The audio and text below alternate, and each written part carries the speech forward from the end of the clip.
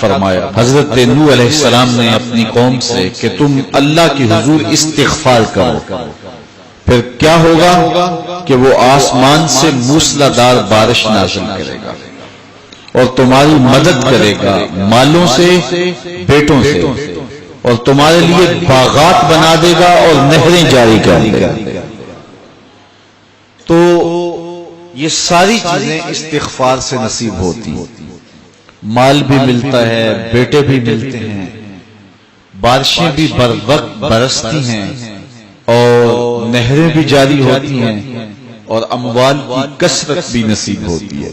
تو کثرت کے ساتھ استغفار پڑھیے، اس کا لازمی نتیجہ یہ ہوگا کہ اللہ تعالیٰ مال کی کثرت فرما دے گا، اور مال وہ دے گا جو کثیر بھی ہوگا، حلال بھی ہوگا، طیب بھی ہوگا، اور پاکیزہ بھی ہوگا، اور فراواں بھی ہوگا، اور مبارک بھی ہوگا۔ تو جو مبارک رزق ہوتا ہے وہ مومن کی زندگی کا مقصود ہے۔ دوسری بات، جو کام صبح کے وقت کیے جاتے ہیں ان کاموں میں اللہ نے برکت رکھی ہے۔ کچھ لوگوں کی عادت ہے کہ وہ دیر سے اٹھ کے دیر پہ کاموں پہ جاتے ہیں۔ حضور نے اللہ کی بارگاہ میں دعا کی، اے اللہ میری امت کی صبحوں میں برکتیں ڈال دے۔ تو صبح کے کاموں میں برکت ہے، استغفار پڑھتے رہیں اس میں برکت ہے، اور وہ کتنا خوش نصیب ہے جو صبح کو کام پہ جا رہا ہے اور استغفار بھی پڑھتا جا رہا ہے، تو اللہ تعالیٰ اس کے کام میں برکت نازل فرمائے۔ تیسری چیز، جب اللہ تعالیٰ جل شانہ عطا کرے تو اس پر شکر کرے، شکر کرے گا تو اللہ اور زیادہ عطا کرے گا۔ وَلَئِن شَكَرْتُمْ لَأَزِيدَنَّكُمْ، یہ میرے رب کا سچا وعدہ ہے کہ میرے بندو جب تم میرا شکر ادا کرو گے میں اور زیادہ عطا کروں گا۔ کمزور لوگوں کو جب تم نوازتے ہو تو وہ دعائیں دیتے ہیں، تو اس کی دعا کی برکت سے تمہارے رزق میں اضافہ ہو جاتا ہے۔ تو کمزور لوگوں کے ساتھ حسن سلوک کیجئے، اس سے رزق کے اندر برکت نصیب ہو۔ ایک اور ذریعہ ہے رزق کے اضافے کا، اور وہ یہ کہ بعض بات آدمی کسی اور کو بھی اس میں شریک کر لیتا ہے، کمائی وہ نہیں کرتا لیکن اس کو وہ ساتھ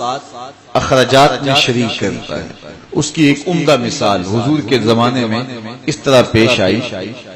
کہ ایک صحابی نے حضور کی خدمت میں آ کے شکایت کی کہ حضور کام کاج میں کرتا ہوں اور یہ جو میرا بھائی ہے یہ کام کاج نہیں کرتا، گھر سے اٹھ کے آپ کے پاس آ جاتا ہے اور صفہ کے چبوترے پہ بیٹھا رہتا ہے اور آپ سے باتیں سنتا رہتا ہے اور حدیثیں یاد کرتا رہتا ہے، تو اس کو بھی چاہیے نا کہ میرے ساتھ کچھ وقت دے اور میری کاروبار میں مدد کروائے۔ اللہ اکبر۔ تو اس نے حضور سے یہ شکایت کیا کہ اپنے بھائی، تو حضور نے ارشاد فرمایا شاید تجھے بھی رزق اس کے صدقے سے مل رہا ہو۔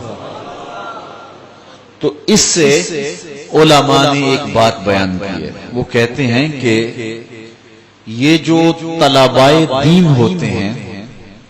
اپنے رزق میں ان کا حصہ شامل کر لو، ہو سکے تو اپنا بھائی یا اپنا ایک بیٹا وقف کر دو جو دین پڑھے، اور تم اس کی ذمہ داریاں اپنے ذمہ لے لو، اور اگر ایسا ممکن نہیں ہے تو پھر کم از کم کچھ دینی طلباء کی کفالت اپنے ذمہ لے لیں، اور جس طرح اپنے بچوں پر خرچ کرتے ہیں خوشی سے، آسودگی سے، اور ان کی ضروریات جس طرح پوری کرتے ہیں اس طرح دینی طلباء کی ضروریات بھی اسی انداز سے پوری کریں، تو اس حدیث کے آپ مصداق ہو جائیں گے، تو اللہ تعالیٰ آپ کو بہت نوازے گا، اور یہ رزق میں اضافے کا سبب اور ذریعہ ہوتا ہے۔ میں تو آج کل دوستوں کو یہ بھی کہتا ہوں کہ اپنے کاروبار کے اندر جو ہے وہ ادارۃ المصطفیٰ کو شامل کر لو، کچھ فیصد حصہ ادارۃ المصطفیٰ کا رکھ لو، تو تم پھر اپنے کاروبار کے اندر برکتیں اور رحمتیں اترتی ہوئی محسوس کرو گے۔ تو اللہ تعالیٰ جل شانہ اپنی رحمتوں سے ہم سب کو مالا مال فرمائے۔